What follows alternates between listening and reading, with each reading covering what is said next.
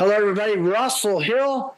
So now, this is really unique. I am the host of the WTF podcast, but this is a very special one that we're going to do intermittently to all the other stuff we do.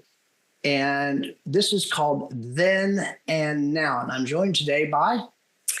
I'm Charity, and I'm your co-host here today. And we have for our first Then and Now special, we have Dave Foy. He is the VP at OEM Interactive. You may have known him as Maverick or Rebel with a Cause. Well, now he's the virtual FixedOPS visionary. Dave, we've known you for about 4 years now. You're one of the first people on our podcast when we started. Tell us what you're up to today. Right. Well, thank you very much for having me here. I remember that episode very well. It was awesome, and I was so psyched to see you guys launch a podcast. It was exciting to see. So today brings me to OEM Interactive, which we are morphing into a media and communications company. Have primarily been an agency type model, doing marketing for parts departments that are selling online, dealership, aftermarket, power sports that have their own e-com sites. And we were the gas you pour on the fire for marketing to get those sites up, not up, but driving traffic to those sites for our partners. I got to tell you, go ahead. I'm sorry. Yeah, I was going to say, but I came aboard and although I know FixedOPS, I don't really know parts very well. And I don't consider myself a marketer. So I came into an agency, a company that does parts and marketing. And it was like, where is Dave Foy going to fit here? So. Well, like I said, about 4 years ago, we got kickstarted. One of the very first, if not the first, one of the very first podcasts was you. Now, that was then. And of course, now things have really morphed over the last 4 years, because when I first met you on the mastermind, it was on Tuesday nights and in the height of COVID. And it's like, I grew up on the variable side. So I've built some tremendous relationships. All of those I attribute to the early days that used to be on your show back then, which you still have now. Yeah. But I got to tell you, we've learned a lot about podcasting. We learned a lot about how to roll stuff out, what works, what doesn't work, and stuff like that. So that was then, and this is now. And during that time, you and I and Charity have developed a phenomenal relationship with multitudes of conversations and interactions with each other. And back then, just to give everybody a reference point, not only was it a hazy beginning, but Dave was still a FixedOPS director at a dealership. Okay. Now look at the guy. It's truly amazing. And so I'm going to let Charity go with questions from there. Yeah. VP, that's a big step up, Dave. So tell us a little bit about OEM Interactive. How did that opportunity present itself? Yes. Yeah. So as a lot of opportunities in my life have come about through LinkedIn. Aaron Waters, the founder of OEM Interactive, had seen on LinkedIn that I was moving on from my last position and was looking for something to do. And so he reached out. We had a conversation. Amazing conversation. We had a great 3.5 hour lunch together. Wow. And at the end of it, we both were like, would love to do something with each other. Have no idea what that would be. Isn't it amazing? Because I know now you'd spoken to him one other time before, but it's really amazing because there's been a few doors that have opened that you've walked through for whatever reason, culmination thing that happens to all of us, a door shuts or whatever. And next thing you know, because of your attitude, it's just like something just, it's like it's the best thing that ever happened was for one door to close and this next one to open. Do I remember that right? Did you speak to Aaron at some point in time before? So I had actually spoken to Randy. Randy. So Randy Cook is the vice president of partner development. Aaron had him reach out to me. It was because Aaron was getting on a plane and going to Disney with his family. So it was Randy and I that spoke. And then when Aaron came back from vacation, him and I went and had lunch. But yes, it was same type of thing with Randy, same conversation. Like we had a great conversation and all. And Randy is a former FixedOPS director, built an e-com site called that became the #1 Mazda e-com site in the nation. And then eventually joined OEM. But you're right, Russell. It's when doors are open, and sometimes the door isn't even open, right? Sometimes you gotta knock. You gotta knock on that door and try to get yourself into the room. But once you're in there, it's a matter of just making personal connections with people. Right. I mean, we could have, Aaron and I could have finished our conversation and said, hey, this was great. Love what you do. Love what you do. We'll have lunch again. But we both kind of said, hey, there's something here. Let's just figure out what it is. And that took 4.5, 5 months to figure out. But you knew it. You felt something as well. Oh, yeah. Didn't you? Yep. Absolutely. In fact, and I'm glad you brought that up because you and I have had this conversation. I came home from having that lunch and I said to my wife, I'm like, I don't know what I would actually do, but I feel like I'm going to be working with OEM Interactive in the future. I don't know what that's going to be, but at some point it'll happen. And, like I said, it was 4.5, 5 months later that it actually did happen. Well, I want to give you an opportunity to tell us a little bit about this. Yeah. Fixed Magazine. And tell us a little bit about what your guys' goals are and how that came about. yes. Yeah. So it came about. So there were some discussions before I joined the company. The OEM Interactive was going to NADA for the very first time in the company's history. OEM Interactive had been around for almost 10 years. But had just grown, I'll use the word that I don't like, organically, right? They hadn't really gone out and, done I any want to know why advertising. you don't like organically, but go ahead.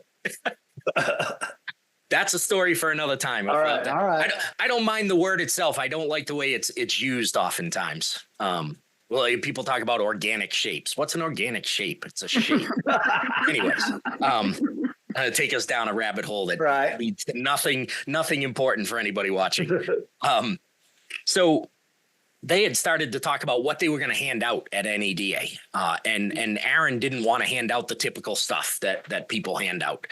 So he said, well, why don't we make a brochure that looks like a magazine? And we'll design it so it looks completely like a magazine. It has ads in it. It has articles in it. It has features. And, that way we can give that out and more of a chance of somebody actually tossing it in their suitcase and bringing it home. So that's where it started. And then the more that got talked about and the more we started to actually build it, it started to become like, hey, this is actually really cool. And this is something that we think could bring some real value to the industry, right? And so we've got the magazine set up. Right now it's 22 pages. We have a goal for much larger than that.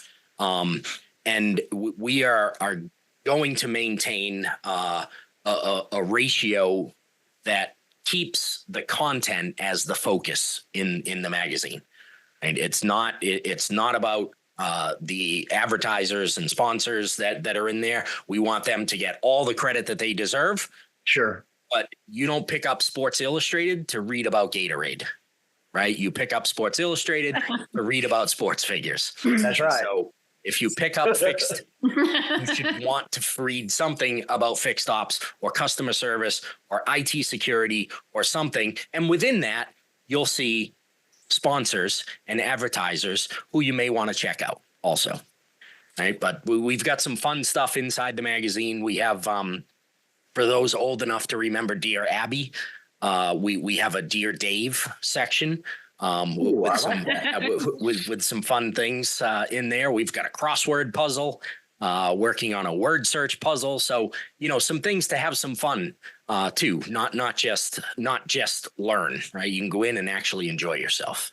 That's amazing. I like to affectionately call the old model was the teach and reach, right? They came in, they taught the class, and then they put their hand out and reached for a check, right? So that was the teach and reach method. And then they would leave and come back, and that's not meant to be offensive to anybody. That's what the model was. That's what was there, right? It's like getting mad at horses when they were the means of transportation for pooping on the road. It's just what they did, right? It's what was available to everybody. But that has changed now, and that's not what. As people look around and they try to figure out how to keep their teams engaged, and as people start to talk about retention is the new hiring, right? We're keeping your people, right? Keeping your team, not just letting somebody go and then go and getting somebody else. All of that is predicated on taking care of them and providing them value. And if we're not learning, then we're not growing. Early on, stuff like this, post-pandemic or during, it's like nobody knew it would morph into what it is right now. But regardless of all the technology, COVID, pre, post, doesn't make any difference. I've learned some really valuable lessons, as I'm sure you have as well over the last 4 years. Everything really is about relationships. More than anything, it's about relationships. And I've developed much deeper, meaningful relationships from the fixed side of life in automotive than I did from the variable side. Yes, we're trying to get away from being siloed like they have been, and some of that is taking place. But the people I've met and the conversations I had, it's like extremely meaningful. And you were the initiator of that for Charity and I in the very beginning. And I'm sure dozens, if not hundreds and hundreds of countless other people, when it's almost like, like Dear Abby, I don't know if anybody remembers the commercial on E.F. Hutton, but when E.F. Hutton speaks, everybody stops to listen, right? And, people love listening to what you have to say. And so when we were tossing this idea around about then and now, and the people we chose to do it, it's like there's been significant changes from then when we did the podcast to where they're at now, and how things have accelerated, and just the journey itself. It's an amazing, but all of it boils down to relationships. So anyway, I wanted to say that. Charity? Yeah. Well, along those lines, do you think, Dave, there's been any surprises that you didn't expect over your career journey that you've had so far? Wow. Over the entire career journey? Well, I'm more eyeballing like the last 4 years, because for us then was about 4 years ago now. Yeah. So definitely 4 years ago, I was, as Russell said, I was still running stores. I had a call with somebody just before this that they don't really know me. They're in the auto industry, but they don't know me. And they were shocked when I told them that I'd been in the industry since 1987. So, and that I was on the dealer side, right? That I spent all that time in the dealer side until the last 3 years of my life. Yep. It's big changes. And I went right from running dealers to working at home. Right. It's a big change in your life. And people gave me lots of warnings about, you're not going to be able to get any work done. You're going to constantly be going to the fridge, blah, blah, blah. I had the complete opposite experience with working at home, where I thought I would have more time and things, and I had less time, because it's way too easy to walk through that door behind me into your office and start working. Yep. Right. So, at night you're watching TV and you think of something. At the dealership, it was like, oh, okay, I got to remember to take care of that tomorrow. I'm at home. I walk right back into my office and start working again. And I wound up working way more than I should be doing. Yeah. So it's all about balance, particularly if you have a 50-pound puppy gnawing at your ankle. That's true. So Charity is amazing. Some of these questions and the research she does but there's been a lot of ups and downs in your journey. And what are some of those ups and downs that you've encountered? And was that a pivotal part of your growth and where you're at today? Yeah. I'll talk about the biggest up and down, which was realizing that that alcohol was seriously getting in the way of my life progressing. And I know you understand that, Russell. It's it's been a little over 7 years since I quit, it is that in itself is an amazing journey. As you look back, like I used to think when I was drinking, like, hey, look I'm at work every single day. I'm a high producer. I'm running winning stores, right? There was so much more I could have been doing that I couldn't do because of my brain cells begging for mercy from the amount of alcohol I drank the night before. Right. So that is certainly the biggest thing, because without doing that, I don't have any of this. If I was still drinking, starting the FixedOPS Mastermind in 2019, would have been like many other things. I would have talked about it and I would have never done it. Yeah. We certainly have that in common. Mm-hmm. What you learn in learning to stay clean and the sobriety as a way of life is really important. And I count my blessings and have an attitude of gratitude every day. And I know you do too, because we talk a lot of back channel offline stuff. Yeah. And most people don't get it. And are able to put together 7 years, let alone 3 or 4 months. So I would say, yeah, that's a big thing. Thank you for being vulnerable to even share that, Dave. Yeah. Well, as you know, Russell, we need to share our stories so that others can that may need to hear it can hear that message. I mean, I'll tell you, from going into the rooms, like, your anniversary date comes around and somebody presents you with a coin and you got to go in front of the room and talk. I do not like doing that. And my buddy John reminds me every single year, it's not for you, man. Right. It's for the people sitting out there. It's not about you. Right. It's not about you. Wait a minute.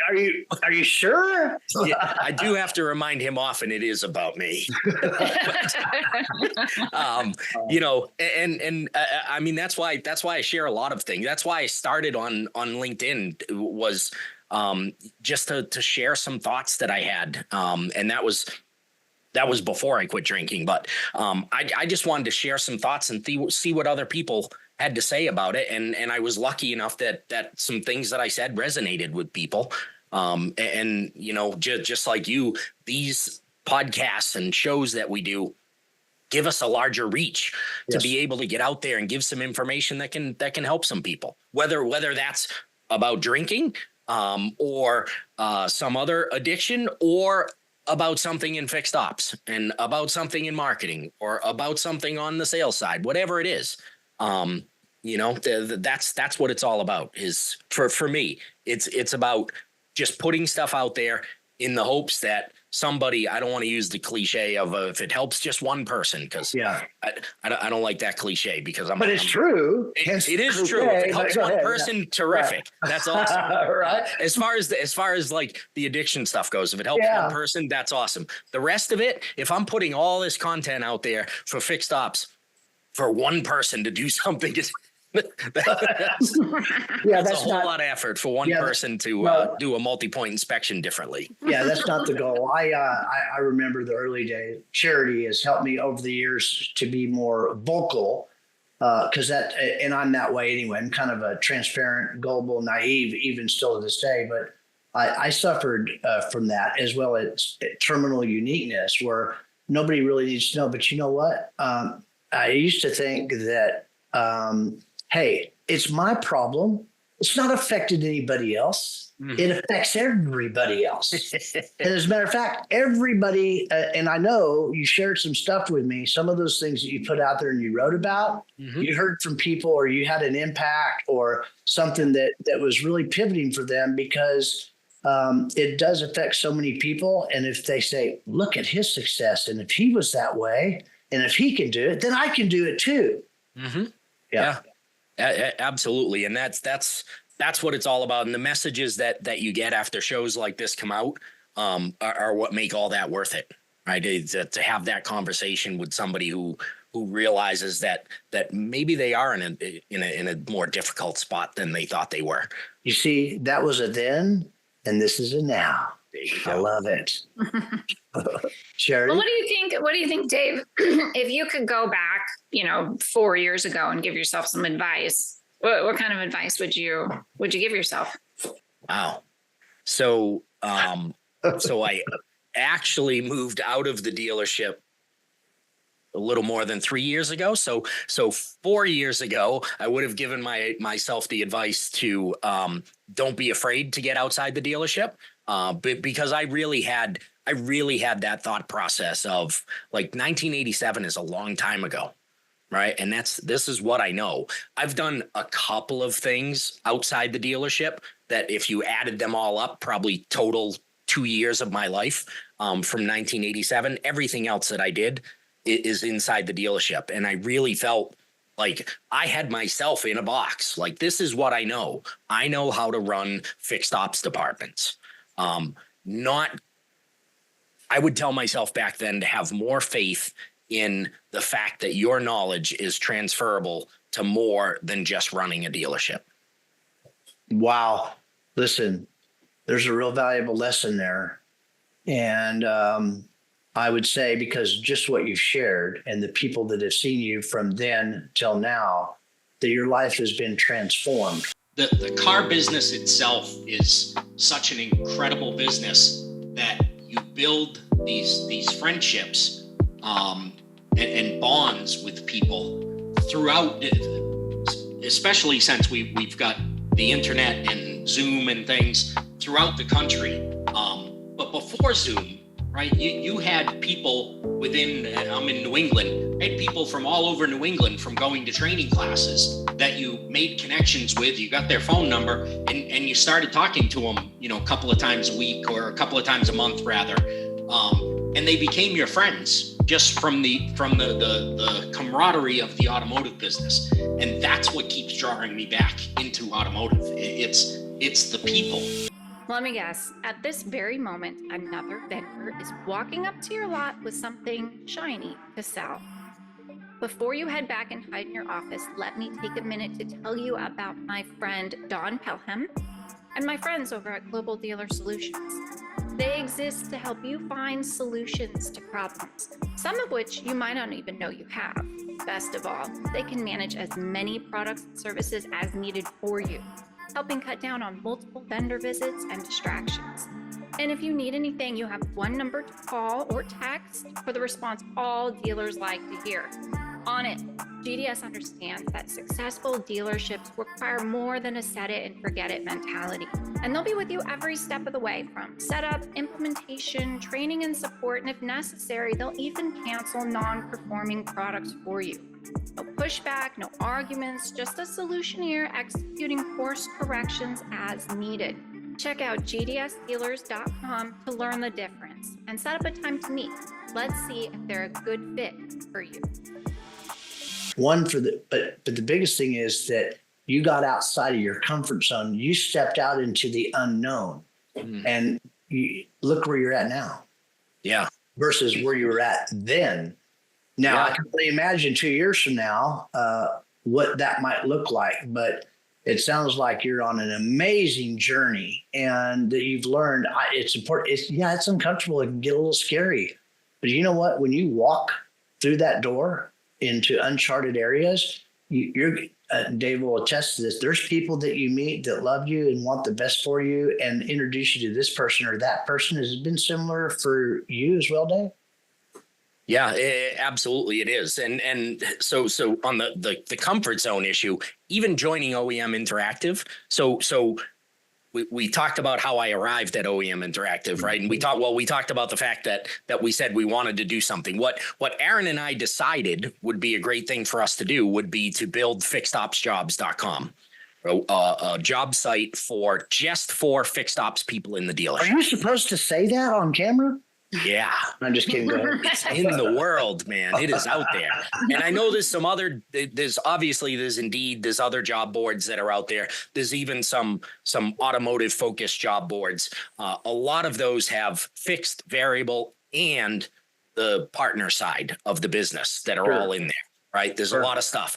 Provides great value to the industry. We wanted something where a service director trying to find a job could go and search service director and actually find service director jobs, as opposed to you go on Indeed and you search service director and you find food service director, you find hospital something director, you find all these things that aren't related to what you are actually looking for. So we wanted to be able to provide that for the industry.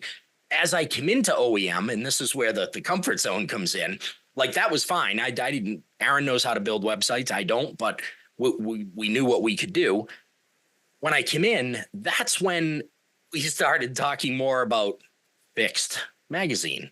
That's when we started talking about the other website that I don't know when this comes out. It'll probably be launched by the time this comes out, but the other website that is coming out. That's when we started talking about, hey, what are we going to do with the FixedOPS Mastermind? Let's make it part of OEM Interactive.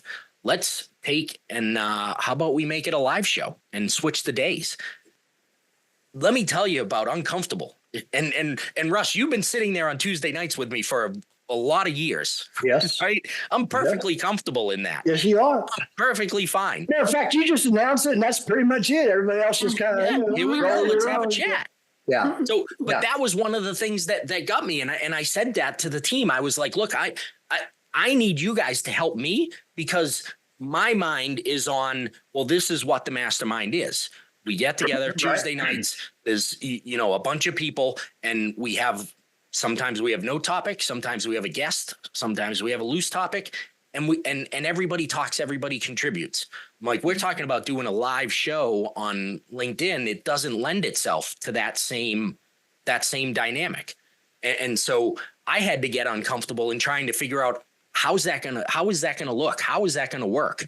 How do I maintain the integrity of FixedOPS Mastermind with a completely different look to it, a completely different setup to it? Like, we never did the mastermind with 3 guests in an interview style, right? So the uncomfortableness became apparent quickly when I got there. That there were some things that I needed to learn, get a handle on, understand, so that we could build this stuff. And again, that's where the growth happens.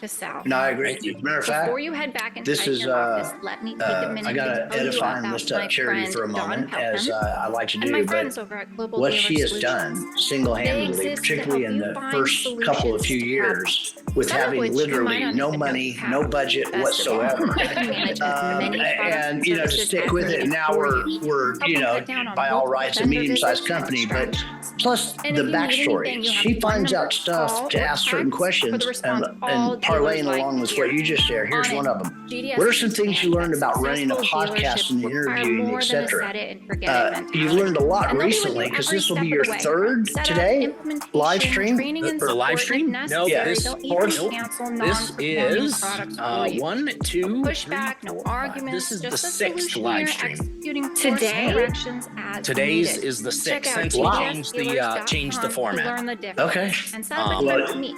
And Let's see if there's yeah, a good it's fit. been a big change, Right. and there's a lot of stuff going on while you're doing the live with that needs to happen. With things that come on the screen and go off the screen and all that kind of stuff. So Yeah. Yeah, it's been interesting. you did also, you mentioned about walking through that being uncomfortable, but you went from Zoom to StreamYard. You went from live or streamed live, right? Yep. And what about the interviewing side? Was that difficult for you? Because I've watched, I thought this was the 4th one, but each one you seem to be coming more and more into your own, or maybe I'm just getting more comfortable with you being uncomfortable or whatever. But it's really well done. Have you learned any one or two things you could share for us when you're talking about interviewing and live? Yeah, so I'll tell you, Aaron has been an amazing supporter in this, and I think I mentioned earlier on. Nope, this was before we started recording. Aaron has a background in TV and radio, so if he's not watching it live, he watches it afterwards and then gives me some feedback on it. All right, so one of the things was it was either the first or the second one. I think I used the word. That or the phrase "that's awesome," or good stuff. That's what it was, good stuff. And I said, "Yep." I said, "Actually, I'm aware that I use that. That's like my is good stuff." Yeah, and it just becomes a filler as I'm trying to search for either the next question or what I want to respond to, and the silence gets filled with good stuff. And so I've eliminated that. So yes, that I have definitely become more comfortable in these episodes in doing the interviews. And as you guys know, I had along with the mastermind, I had a podcast, right? Which that's interviewing. Good stuff, Dave. Good stuff. Yeah, good stuff. Interviewing one-on-one is different than interviewing three people. And like I'm careful as we're doing the interviews. I don't want to have the interview be Dave asks a question and then I ask Charity the answer, I ask Russell the answer, and then I ask Bob the answer, right? Yeah. And then we move on to the next question, like, and maybe we switch the order. Like that's boring. I want conversations to happen. And that's what I try to facilitate. And that's what I think I've become a little more comfortable over the last few weeks is trying to get the conversations between the guests to happen where they don't think they have to wait for me as the host to ask a question. They've got something to say. Let's bring it into the conversation and talk about it. Well, you've accomplished that. And I want to validate that because the guest interaction has been really amazing. Thank you. Mm-hmm. Try to. If it's not interesting, nobody's going to watch. And if nobody's going to watch, then it's not really worth doing. Right? Oh, this is true. That is true. Far as Charity's, before Charity moves on, as far as Charity's questions, I remember the first podcast, she asked some questions that I was like, wow. You went deep on the research to find that question to ask. She does. And, people thought that, it was me. And that's why I need to make sure. No, it's not me. Even the WTF name, which is very catchy, was not me. It's collaborative effort, sure. But the questions, look, even though I know a lot of people, she comes up with stuff that I didn't even realize about people. I don't know where she gets it, if you do background checks or whatever the case may be. But I got a list of questions here, none of which we ever get entirely all the way through.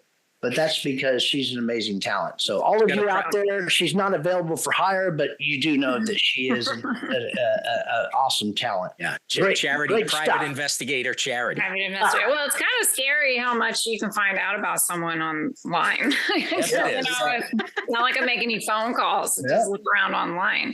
There's another. That was then. This is now. Go ahead, Charity. Yeah. So you've told us a little bit about Mastermind and how that's kind of evolved over time. Do you have any future goals for it? Like looking forward now, maybe another 4 years?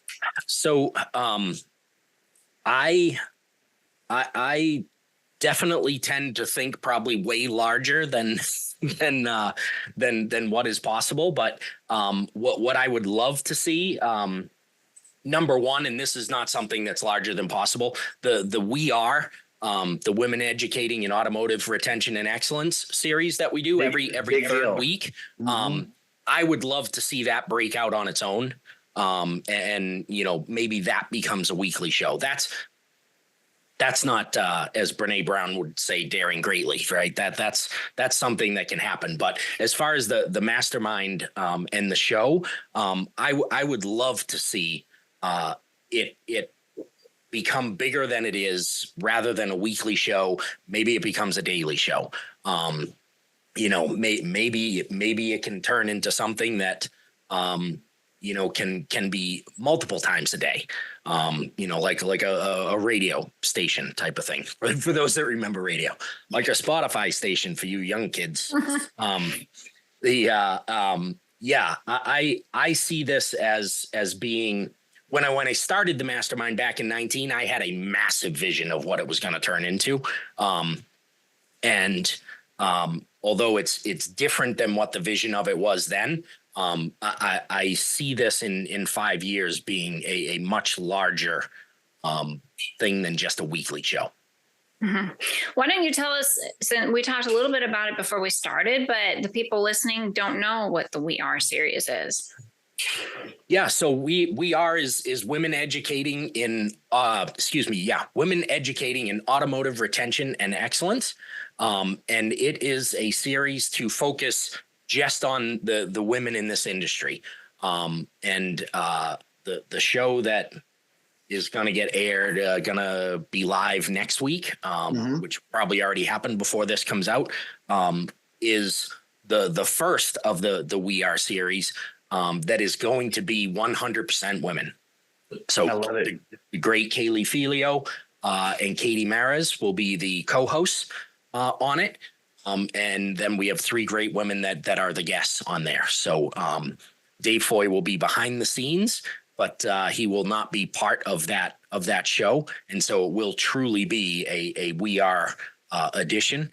And just looking to continue to spotlight this industry. Hopefully the We Are thing goes past the industry, because I want people outside the industry to realize how many great careers are available inside automotive. And I think too often there's a bunch of people that ignore automotive and think that if you're in automotive, you're either a car salesman or a mechanic. And there's a whole lot of other things you can do. Yes, there is. But even past that, I think for a lot of women, they just go, that's a male driven industry. I don't want to be in there. And I can tell you from my experience through the years, the women in this industry that I have worked with, probably 95% of the time have been better, smarter, faster at their jobs than their male counterparts. I totally agree. That is another, I just found this great opportunity. That was a then, and how women perceived our industry. And now many, many, many more women are getting in the industry because it wasn't what it was then, because now it is different. And I think what you're talking about, and it is involved as Charity and all the other people that are women in the industry. They would run circles around me in some areas, and here's another thing too.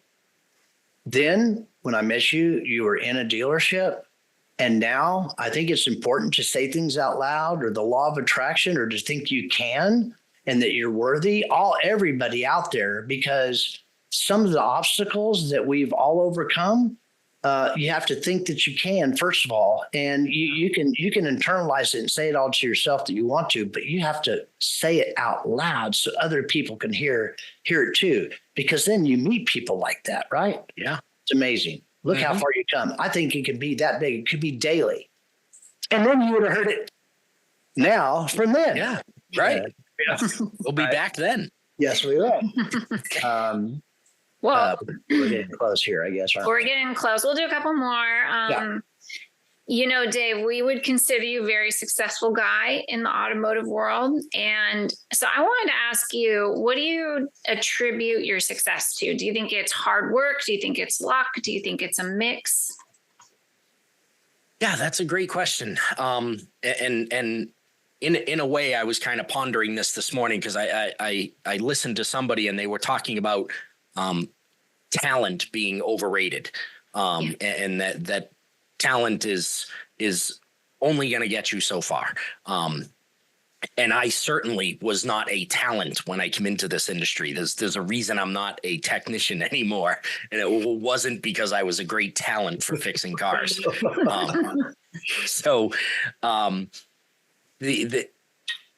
I would attribute where I've gone and what I've done to a few things. Number one, an unrealistic confidence that I could do it. And I say unrealistic because I did some stuff that I had no business doing. When I was first a manager of a store, I had no business being a manager of a store. I did not have the skills that I needed to do that, but I believed that I could do it. And I failed miserably at that store, by the way. But not the old phrase, get knocked down 8 times, get up 9, right? So not being deterred by that, the next opportunity to be a manager at a store I took. But in between that failure and taking that next opportunity, I did everything I could to understand why I failed. Wow. To figure that out so that next time I could be better. And that evolution as a leader just continued throughout, because even at that next store where I did very well, there were still a lot of things that I didn't do well, that needed to change, that needed to be different. And so that I would say is number one. Number two, give credit where it's due. LinkedIn has made a very big difference. And I would tell anybody out there that doesn't do stuff on LinkedIn to get themselves out there and start putting some stuff up on LinkedIn, start getting around the people that are there. But because a lot of the people that are there are people who want more, who want to do better, want to go further. And so you can start to get yourself around those people. And it's a pretty open group. It is. Right? There's not a lot of time unless you're going to send somebody a direct message that says, hey, great to connect. Would you be interested if I could send you 100 new leads every 30 seconds for your business? Right? Don't even get me started on that one, man. Those people you're not going to connect with. But I guarantee if somebody sent Russell or I a direct message on LinkedIn and said, hey, thanks for connecting. I had a question about, I want to go from being an advisor to being a manager. What do you think, should be my first steps? Or, for Russell, hey, I'm thinking of doing marketing a little differently. Could you help me with that? Or, whatever it is, I'm sure you would answer the question as I would answer the question. And most people out there are the same way. As long as you're not leading with the sales talk, right? Yep. You're just leading with either asking a question or just genuinely just making a connection, then people are there to help you and want to help you. So LinkedIn definitely helped me get where I am. And me too. And I got to tell you, every day now, more and more people reach out to me to connect with me. And I've learned over the last year, I have to be really careful now. I just don't accept a request. I look to see what common we have. And even occasion, most people I don't accept because they're not in the industry. We have no connections. And I know I'm going to get hit slapped immediately. But even some of those that make it through, it happens immediately within seconds, like it's automated, some pitch slap. And I got to tell you, do not enter LinkedIn for that reason, because you won't, like Dave said, you won't build what you're wanting to build. It is a relationship community, not a pitch slap community. Exactly. Yeah. There is the road to success that way has to be a pretty narrow road.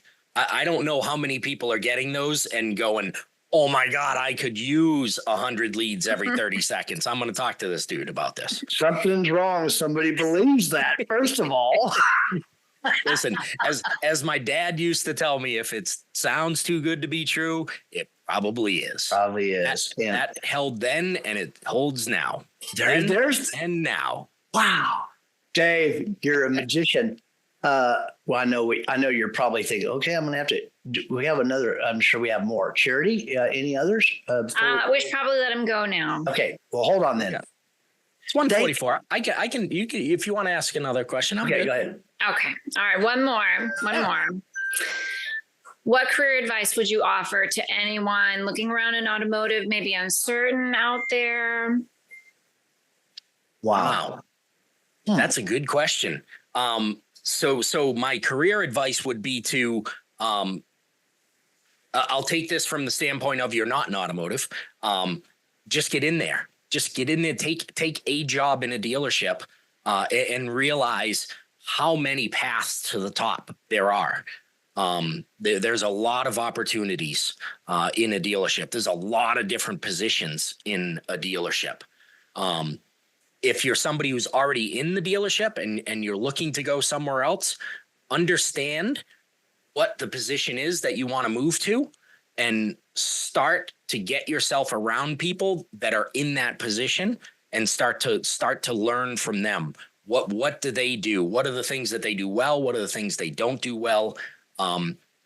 Talk to those people, whether it's in your dealership or, again, let's go back to LinkedIn. There are people on LinkedIn that have the job title that you want. Start conversations with them.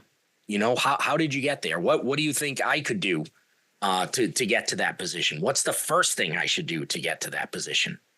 Those are people that Dave just spoke about on LinkedIn that we appreciate those kinds of questions or interactions to be able to share that.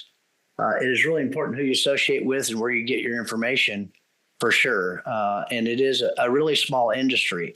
And if you're wondering, like Dave said, LinkedIn, et cetera, LinkedIn is the big one for me as well. And the company is, hey, just get started. That's it. Yeah. You'll figure it out, just like the podcast. You know, we didn't know. We figured it out.